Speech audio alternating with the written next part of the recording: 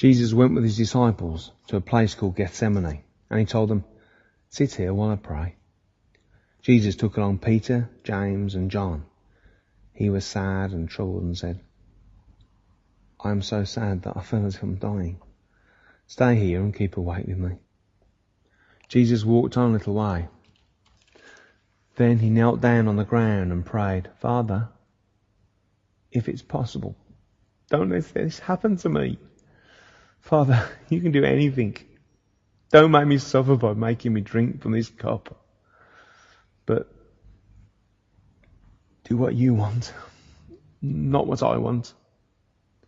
When Jesus came back and found the disciples sleeping, he said to Simon Peter, "Are you asleep? Can't you stay awake for just 1 hour? Stay awake and pray that you won't be tested. You want to do what is right, but you're weak." Jesus went back and prayed the same prayer. But when he returned to his disciples, he found them sleeping again. They simply could not keep their eyes open, and they did not know what to say. When Jesus returned to the disciples the third time, he said, "Are you still sleeping and resting? Enough of that. The time has come for the Son of Man to be handed over to sinners. Get up, let's go. The one who will betray me is already here." Jesus was still speaking when Judas the betrayer came up. He was one of the 12 disciples, and a mob of men armed with swords and clubs were with him.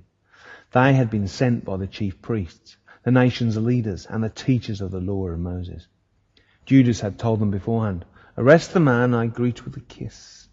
Tie him up tight and lead him away." Judas walked right up to Jesus and said, "Teacher!"